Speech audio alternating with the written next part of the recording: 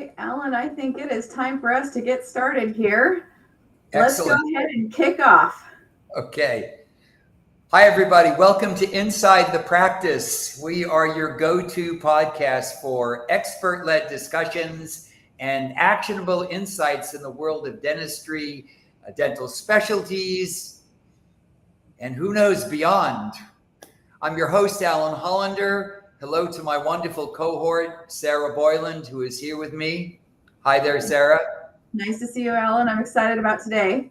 Yes, we all are. Today's guest is Dr. Jeffrey Gurian. We're delighted to have him here. He's a truly extraordinary mix of experience and expertise. Dr. Gurian is a pioneer in cosmetic dentistry. He's a former clinical professor at NYU, and he's been a passionate advocate for mental wellness and personal transformation. He's going to talk with us about that today. Can't wait to hear what he has to say. Dentistry is really just one aspect of his multifaceted career.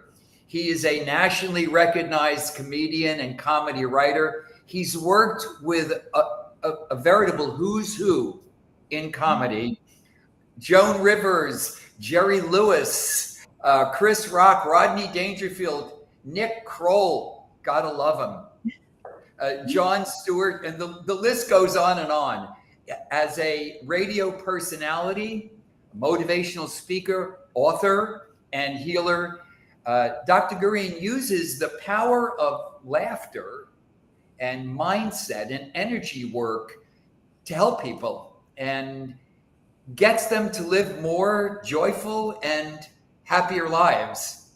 I urge you, by the way, to go to his website, comedymatterstv.com.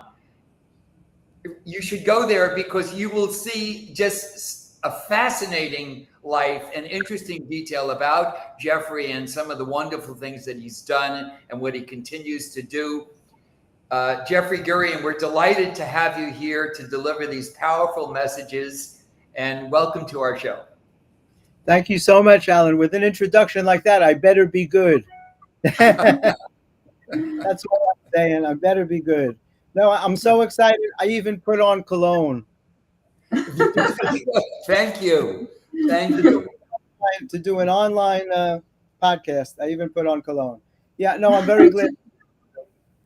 It's a big honor always to, anytime anyone wants to know anything about you, I always consider it an honor. So thank you for having me.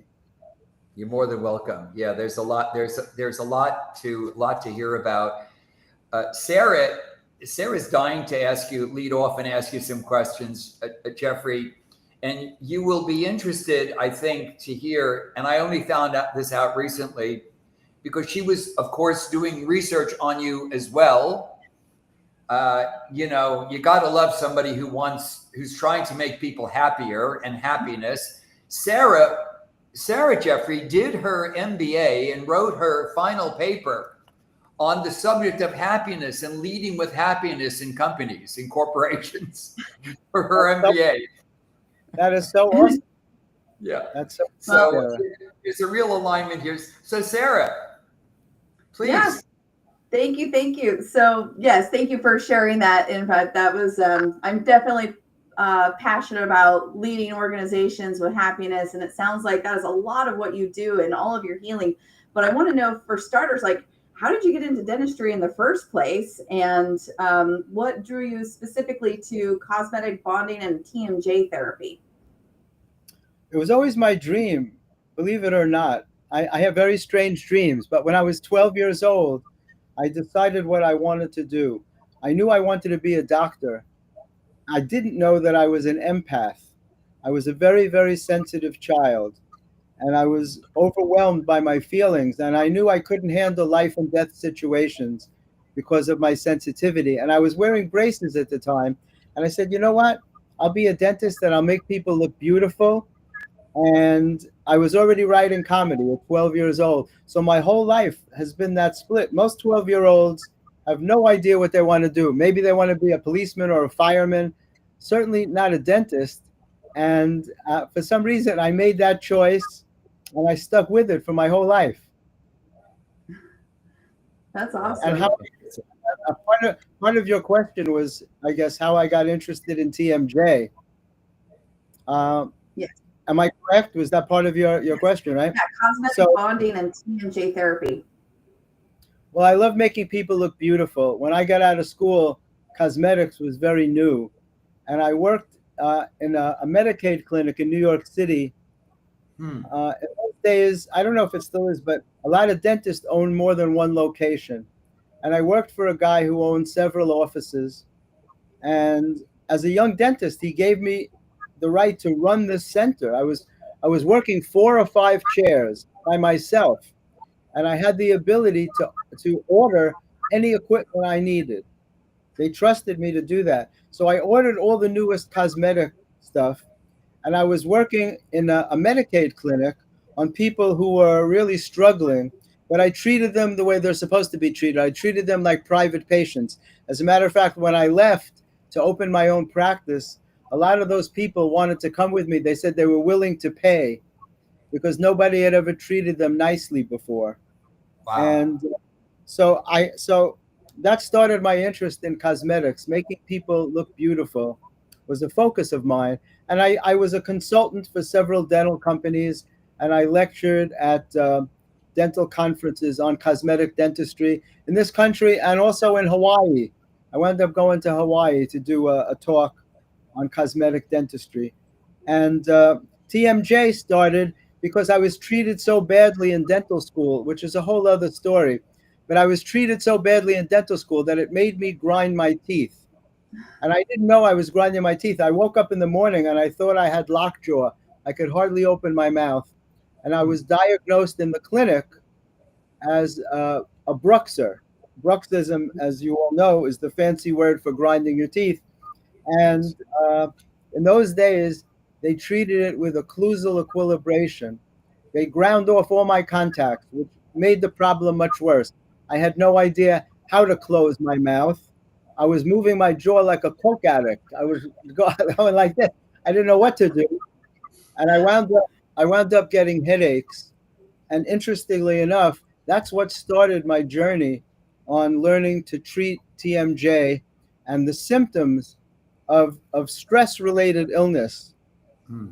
and how I developed star therapy, which I spent 12 years at NYU as a clinical professor in oral medicine and orofacial pain. Hmm. And they saw me taking away headaches just using the energy from my hands, because I believe in very non-invasive treatment. No injections, no drugs, just using energy, which we all have the capacity to do. I believe that on a very simple level. It's the reason why if you're upset and someone gives you a hug and you feel better afterwards, it's because you allowed them to transfer positive energy to you and you were open to receiving. Well, that doesn't only work with people that you know well. It also works with people you never met before. You can do it on strangers, but it feels awkward to people. You don't just go hugging all your patients. But my patients used to hug me, and when my patients would hug me, I'd hug them back. You know, uh, in dentistry, we have a very unique opportunity because it's a very intimate profession. One of the Mhm. closest professions of any of them. Not only is it an artistic profession, but we're actually cradling people's heads in our hands. We're working Mhm. that close with people, so it's very intimate. You're inside the person, and it's an opportunity to spread positive energy, to exchange positive energy with your patients. And it's Hmm. one of the things that I lecture on.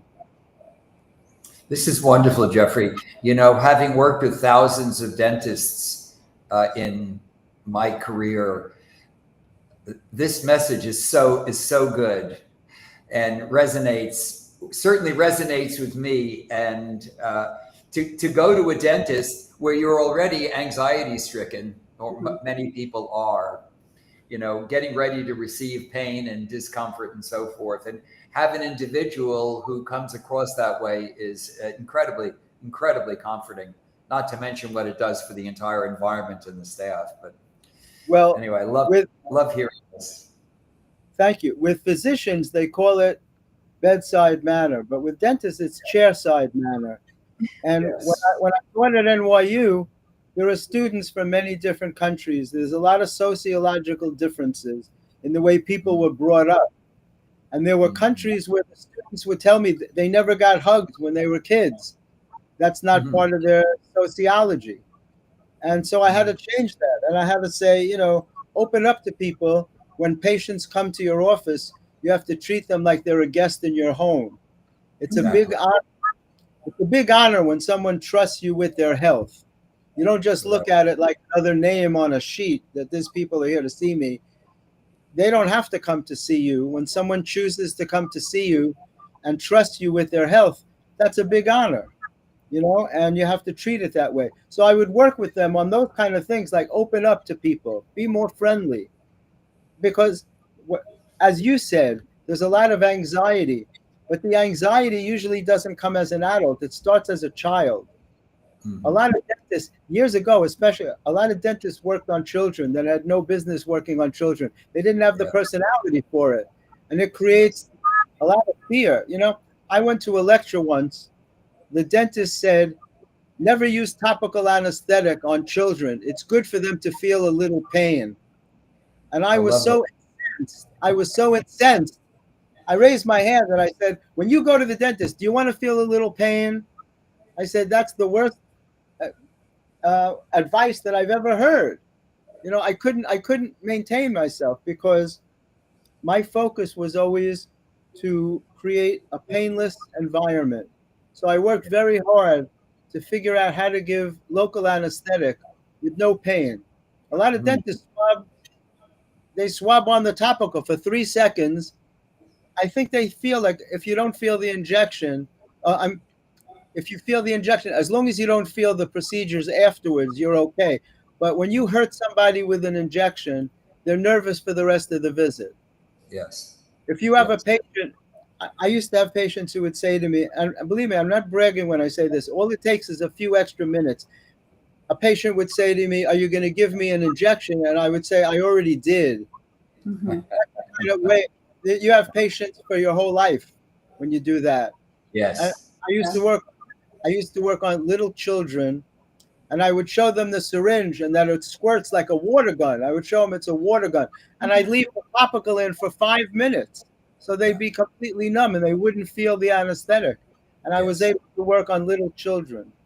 Wow. So it's just a matter of taking the time to make people comfortable. Absolutely. Absolutely. Great, great, great message, Jeffrey.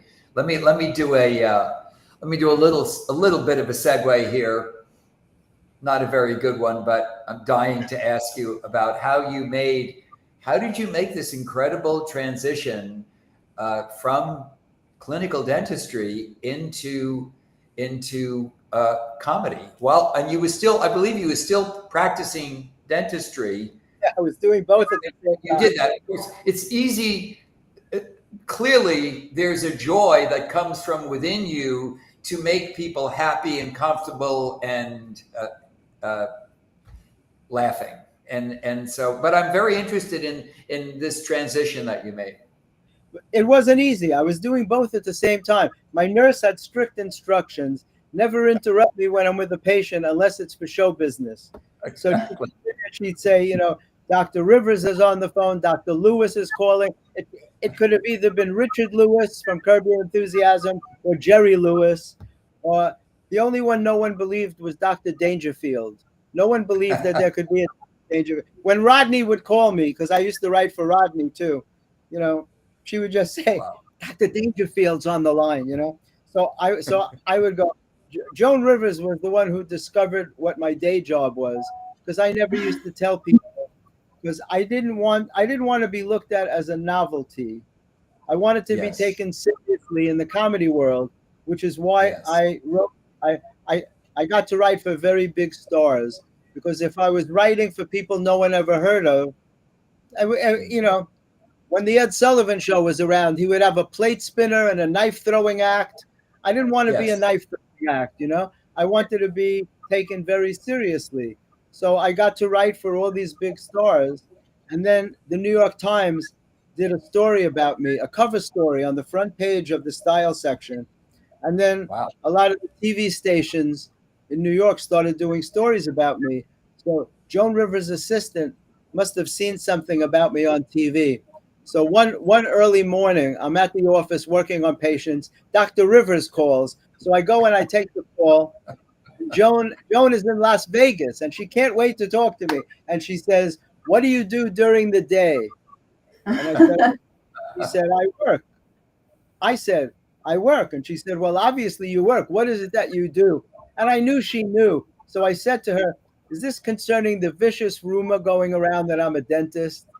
I said, I've heard of accusing people of a lot of things, but that's really low. And she laughed a lot. She goes, "Why didn't you tell me? How come you never told me?"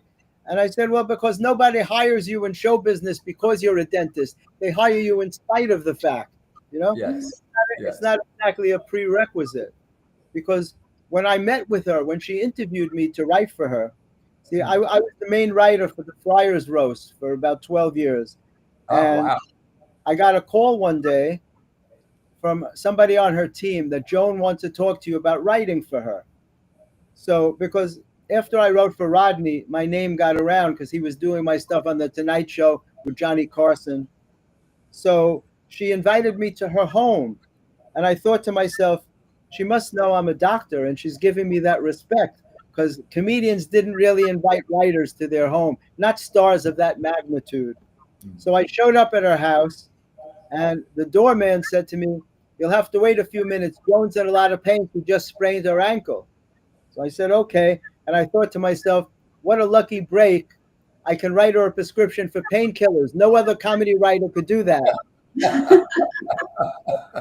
And then I'll be a hero and she'll like me and she'll hire me. So when I finally went up to her apartment, there were some other people there and she introduced me as Mr. Gurian.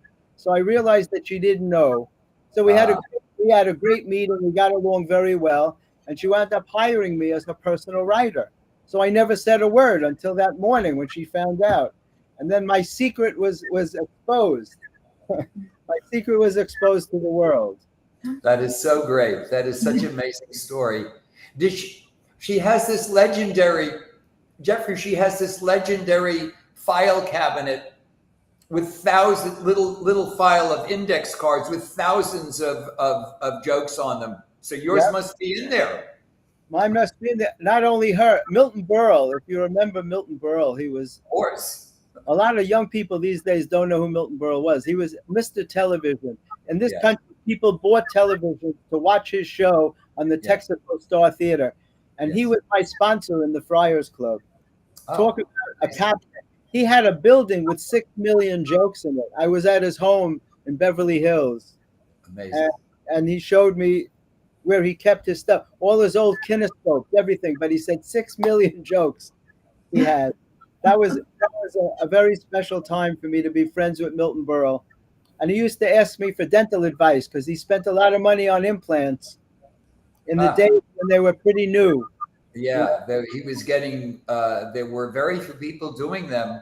They were doing. I guess they were the blade. They were the blade implants. I imagine so in those days because it was probably back in the 80s. Yeah. So Okay. so I'm sure that they were. Amazing. But Amazing. and then in my junior year of dental school was when I met Woody Allen, and I contrived this crazy way to meet Woody Allen. He was my comedic idol, and Yes. he sat with me. He sat with me and read all my early material. I don't even think I had them on scripts. I had them on little scraps of paper. But he was such a kind person, and he invited me backstage to the show. It's another crazy story. I had a lot of nerve in those days, and I contrived a way to meet him. And he read all my material, and he said to me, my dream was that he was going to say, "Jeffrey, we should make movies together," but that's not what happened. He said to me, "Your comedy is very visual, and you should think of making a film out of it," which I did. Some years later, I came out with a series of short comedy films called the Men Who series, about men who do very unusual things, like men who take a pitchfork to the movies and men who enjoy Latin dancing with tools. I had a guy do the tango with a wrench. That was unbelievable. And We wound up in the Toyota Comedy Festival in New York City. That's so great. Woody Allen. And then years later, I wrote a movie called I Am Woody that got made about a violent mob boss who was obsessed with Woody Allen. And he survives a mob hit, and he comes out of it with amnesia. And now he really thinks he's Woody Allen, but he's 6'5" and 300 pounds. So he's a huge Woody Allen, but he thinks he's small and thin, and he's afraid of his own men. Yes. And in order to get him to go to the sit down, they had to tell him it was a meeting to raise money for his new movie. That's great. It was a 40-minute film, and it won awards. And I had a couple of the guys from The Sopranos were in it. And Nice. So wonderful. if you watch The Sopranos, and I had to go to the dean of NYU to ask permission. I had to out myself as a comic writer because we needed a place to shoot a surgical scene. When Yeah. when the so-called Woody Allen was knocked unconscious, he had to be in a hospital bed. So I'm like, where am I going to get a hospital bed? So NYU had a brand new surgical room that they spent millions of dollars on. And I had to go to the dean and I had to out myself and say, I'm doing a film and I need permission to film at NYU. And the dean said, I need to see the script first. So I had to take out all the curse words. And the dean himself gave me permission to use the surgical suite, this beautiful surgical suite. And that's where we shot those scenes with guys from The Sopranos. So great. So great. Jeffrey, these stories they're hilarious. You know, a lot of people, Sarah and I were talking before the podcast. We were talking about the emotional toll in the dental profession. It's significant. We see it a lot amongst our clients. Sarah, you wanted to actually about this.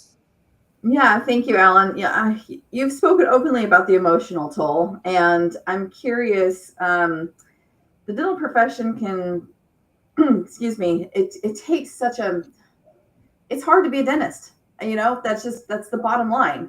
So can you kind of give us some insight on how dentists can begin to shift their mindset and manage stress and avoid burnout? Only another dentist knows what it's like to be a dentist. And one of the reasons that I've been asked to be a keynote speaker at some dental conferences recently is because I understand what it's like to be in the office on a daily basis. You know, to most of the world, an inch is a small amount of space. To a dentist, that's about 3 teeth. You know, we work in a very, very small space. We're dealing with millimeters all the time, with people who are afraid that you're going to hurt them, trying to avoid going into the nerve. And it takes its toll on people, especially the last 4 or 5 years, ever since the pandemic, when a lot of dentist offices were closed down and they were wearing like contraptions on their back to make sure that the air was clean and everybody was masked all the time. Patients you had to work on a patient through their mask. It was a nightmare. Yes. It's a very, very stressful field. They say that dentists have the highest rate of divorce and the highest rate of suicide. Personally, I did the divorce. I'm trying to put off the suicide for a while. That's good. That's good to hear. I think it's very important to have balance in your life. For me, the balance has always been comedy. I see the world in a funny way. You know, I never told jokes in my office, in my practice. I practiced for 25 years in a very middle-class area. I never wanted a fancy practice. I like working on regular people. They're very appreciative. Yes.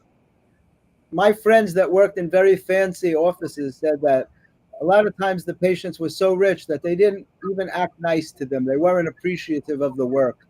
My patients were always very, very appreciative, and I loved where I worked. So I never told jokes, but I created an atmosphere of humor.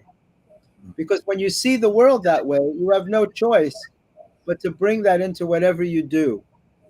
And I started studying spirituality about 30 years ago. It's funny. I noticed on the side that one of my former patients wrote in that my former patient, Jeffrey, is the best. We used to have a lot of fun. We would laugh a lot in the office. My patients were wonderful people. And, you know, it has to be in your personality. You can't give somebody a good personality. You either have to be born with it, you can improve it. You can improve it. Yes. Like, I love people in general. I go through Yes. life. My motto is I love everyone until they teach me not to. Yeah. So in the comedy world, you know, it's a very diverse world. And I'm one of, let me put it this way. I'm one of the only white guys that was ever honored for Black History Month, which was, it's really true. Me and Danny Simmons, Russell Simmons' brother, we were honored at an event, at an evening event at Hunter College in New York. I was creating comedy workshops for inner city kids. And all the top Black comics came out to support me because I was Patrice O'Neal's co-host on a show called The Black Phillip Show. If you ever heard of Patrice O'Neal, he was an iconic figure in the comedy world who unfortunately passed away at 41 years old.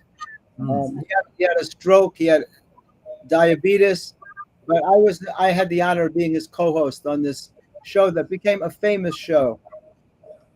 All that goes to say, you know, dentists need a balance. They need to have something else to do. Not everybody's going to be a comedian, but you need some other thing to take you away from the stress of the office.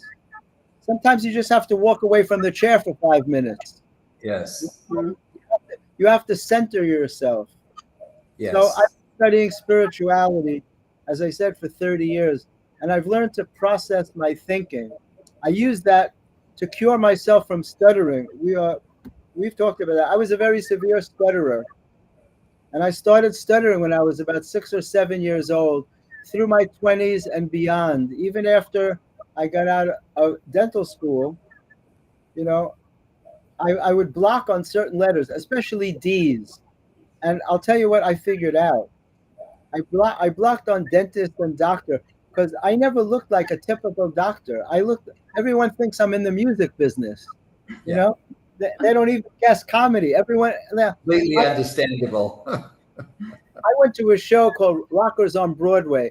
They're rock stars to raise money for charity. They do a show every year called Rockers on Broadway. Famous rock and roll people who come and they sing Broadway tunes and they raise money for charity. At the last one I went to, 3 different women came over to me to thank me for my contributions in the music business. You know, I don't know what they thought I was, but it was so noisy. I didn't even ask them. I just said thank you. So people always think I'm in the music business. But so anyway, so I used to block on the letter D, especially dentist, that when people would say, what do you do for a living? I knew that they wouldn't expect me to say a dentist, and I would block on that word. So it took me many years of working on myself because no speech therapist was ever able to help me. And now, not only don't I stutter, but you can't even shut me up. I always have a lot to say. I talk a lot. As an avocation, I work with stutterers all over the world, and I teach them how not to stutter, because I realized one day that I didn't stutter when I was alone. And this is true for a lot of people who stutter. And I'm grateful that we could talk about this for a minute, because people who are listening, if anyone knows someone who stutters, it's very helpful that they're not telling people who stutter that they can get better. And this is a very big problem with me. And I try to bring this out whenever I can. I didn't do magic. I just worked very hard on myself. I realized one day I didn't stutter when I was alone. And that told me, I consider it grace. It told me that you can't have a disability based on your location or on who's in the room with you. If a man has a limp, he limps in every room of his house. He can't go into a room alone, close the door, and walk perfectly. But if I can speak perfectly when I'm alone, then theoretically it means there's nothing wrong with me. And I took that information and I worked on myself for several years so that I could let go of those negative thoughts. And that's what led me to write my happiness books. We're all holding thoughts that are not valid for us, Allan. Each one of us are holding thoughts that were given to us mostly in childhood, by people who didn't have our best interests at heart. Sometimes Yes. bullies, childhood bullies. Some people even got it from their parents. Some people's parents didn't give them a lot of support. They were told they'll never be successful. Those things Yes. stay inside of you, and they stay in your heart chakra. People are familiar with the word chakra. It's an ancient Sanskrit word that means wheels of energy, and there are 7 of them in the body. And one of the most powerful is the heart chakra. So when you're carrying pains from the past, they stay lodged in your heart chakra, and they affect the self-esteem, and they affect your self-confidence. And so every time you're called upon to make a decision in your life, you think about what to do. You use your thoughts. Who else's thoughts can you use? But if your thoughts are faulty, your decisions are not going to work out for you. And it's why people see the same patterns over and over again, the same bad job over and over again, the same bad relationship over and over again. And the only common denominator is you. You keep showing up. All the other people are different. So you have to start looking at yourself. And that's what activated me to write my first happiness book. A meditating dog sitting on the cover, a dog in lotus position. I love it. The cover is fantastic. And it hit bestseller status on Amazon, and it's called Healing Your Heart by Changing Your Mind, a spiritual and humorous approach to achieving happiness. Great.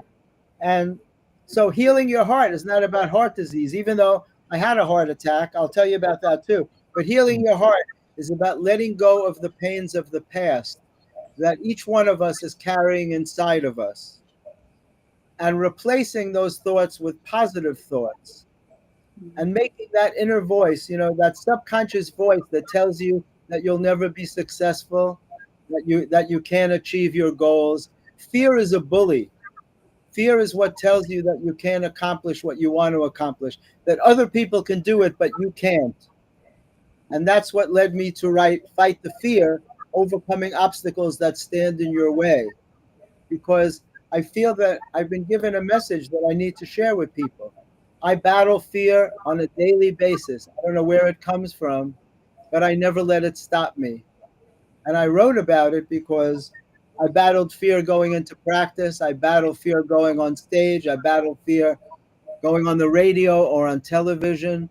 I battled fear even letting go of stuttering. Can you guess why? Why would I not want to get rid of stuttering, even though I hated it so much? Why would I be afraid to let go of stuttering? Can you imagine why? No. Because who would I be if I didn't stutter? People who have terrible things about themselves, sometimes they get really nervous before they're ready to let it go. Because Yes. as much as I hated it, it was so much a part of my identity. Yeah. But who would I be? I have to go through the rest of my life as Jeffrey Gurian, who did not stutter, when for all these years I was Jeffrey Gurian who couldn't speak well. Yes. When I went to college, I made myself run for the president of the freshman class. It was a very big school. I couldn't say my name. I could never say Gurian. Most stutterers have a very hard time saying their own name. And I had to get other kids to act as my campaign manager to ask them to introduce me to kids I didn't know, because I couldn't say Gurian. Couldn't introduce Yes. myself. Yes. And I told myself if I could win the election, I wouldn't have to stutter anymore. And to make a long story short, I won the election. I was the president of the whole freshman class of Hunter College, and I still At stuttered. Hunter College. And it was a great lesson to me, Allan, because Wow. it taught me that outside validation in life doesn't work. It doesn't matter how many people tell you that you're wonderful and talented and fantastic. It matters what you think of yourself. And I realized that I had a lot of work to do on myself. And again, that started my journey on learning about myself and what thoughts I was holding that were not valid for me. Somewhere along the line, I picked up a lot of negative thoughts about myself, and I created this self-sabotage. And a lot of people do that, and a lot of dentists do that. They limit themselves with their thinking. Yes. So I've been blessed to write these books, and they resonate with people. And now I got to lecture at dental conferences, And the response that I got was overwhelming. I can't even tell you. The first one I did in Minneapolis, the president, Dr. Merlin Omer, such a wonderful guy. He was the president of AGD, and he was the one who invited me to speak. And he wrote me a testimonial letter afterwards. And he said people were online for over 2 hours to get a book signed and to come and meet me after my talk. Nice. And then in the talk in Oregon, I still say Oregon. They told me I'm saying it wrong. They'll say Oregon. Oregon. It's okay. I'm a New Yorker, I understand. And I live there. I say Oregon. No, I'm a moron. I say Oregon. People came over afterwards, and I would say mostly women, because they were in tears. Whatever I had to say, it touched people. Men, I talk about sensitivity a lot. Men don't like to cop to being sensitive. They think it's not masculine. I have no choice. Sensitivity is a great strength that feels like a weakness. And our society does women a great injustice because it tells women that they're too sensitive very often. It's a terrible thing to tell people. Sure. Because if people were more sensitive, it would be a kinder world. Yes. And so in dealing with patients, it's very important that you're sensitive. A lot of physicians come across as being cold because they have to deal with life and death. And it must be very hard to lose a patient. That's why I knew I couldn't do that. As an empath, it would be overwhelming to me. I don't think I'd be able to handle it. Yes. So in dentistry, all you have to hope is that the patient's nerve doesn't die. The rest of the patient is usually okay, as long as the nerve doesn't die. And then you could always do root canal work, right? So yeah. Sensitivity is another topic that I often talk about because it's a great strength and it's not a weakness. And if there are people listening out there, if there are men listening out there, don't be afraid if you're sensitive. It's a really good thing. It'll help you in your dental practice. Yes, no question about it. Jeffrey, the comments that we're getting from listeners are just, there's such nice acknowledgments of, somebody saying, I got to get back to work, but I just want to say that Jeffrey's books were an inspiration to me and helped me manage much adversity in my life, Isn't that nice? And I didn't pay him to say that. I didn't know he was going to be on. You didn't, these are not you didn't set these guys up. No. Dr. Gurian, the Patch Adams of dentistry. I love that. I'll tell you something funny. I'm on the board of this group called Laugh MD. It's a company that comes out of LA, and Patch Adams is on their board. And really, we take comedy to hospitals and to people in recovery. Because I'm one of the only doctors with a very long-standing career in the comedy world. So I was honored. They asked me to be on the board, and it's a wonderful organization. Frank Chindamo started. He used to be a filmmaker. Well, he still is, but now he's involved in bringing comedy to people who are sick, because it's true that laughter is the best medicine. Yes. And so why don't we use it as medicine? It's very non-invasive. Yes.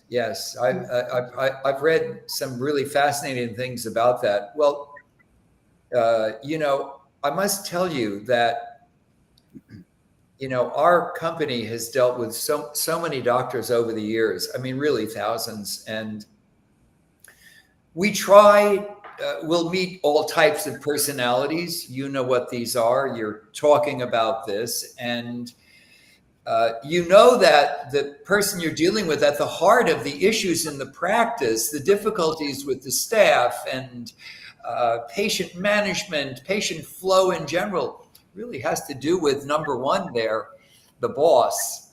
And we try to handle it by organizing things around them to put a certain calmness, and that helps to a large degree. But you're now the solution, Jeffrey, because we're going to use this. We're going to say, you need to go to Dr. Jeffrey Gurian's website, comedymatterstv.com, and look for his books.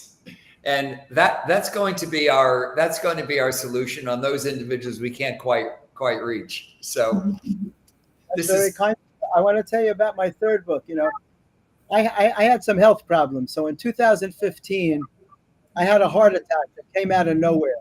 They called it a widowmaker heart attack, which is the major Yeah. artery, the Yes. FD artery to the left side of the heart. And they said I was about 95% blocked. I had never been sick a day in my life. The night before, I was a regular on Sirius XM radio at the time. And I was bringing on special guests like Trevor Noah and D.L. Hughley and Russell Peters, all these big stars that were friends of mine. The next day, I get this weird feeling in my chest. Turns out, it's a long story, but again, I'm going to make it short. I had this heart attack. They put in a stent and they saved me. And I was back on stage 5 days later. And the owner of the comedy club said to me, "What are you, crazy? You just had a heart attack." And I was like, "Yeah, but it's hard to get a spot here. I didn't want to lose my spot." And it's spoken like a true comedian. And then in 2019, March 11th of 2019, the day they declared it a pandemic, that's the day I came down with COVID because, as you could tell, I'm a trendsetter. I went right out and got it. I didn't want to wait. I got COVID, double pneumonia. Single pneumonia was not good enough for me. Double pneumonia. I wound up in the hospital. I waited 2 weeks before I called an ambulance. I laugh about it now, but it was very, very serious because it was when New York was the epicenter of the virus. Yes. And I had never been that sick in my life. And they were warning people, if you have a heart condition, stay away from the emergency room because the germs were so strong. But after 2 weeks, I couldn't take it anymore. And when the ambulance came for me, 2 men were in hazmat suits. They came to my door. And one man took my hand and he said to me, "Don't worry, you're going to make it." And I can't tell you that little act of kindness when I had been alone for 2 weeks because I wouldn't let my children come. Nobody could come to visit me. You're all alone with COVID. And he said to me, he couldn't believe that I could get up on the stretcher myself. He said, most people needed to be carried. And they took me to NYU Langone. And the first day, they just covered me in ice to bring down my fever. They didn't give me any medication. On the second day, I had put myself on Z-Pak, though. I was very lucky. I didn't know they were using Z-Pak, a combination of Z-Pak and hydroxychloroquine before they politicized it. And hydroxychloroquine works. On the second day, they started me on a double dose of hydroxy in the morning and at night. And by the next day, I was feeling different already.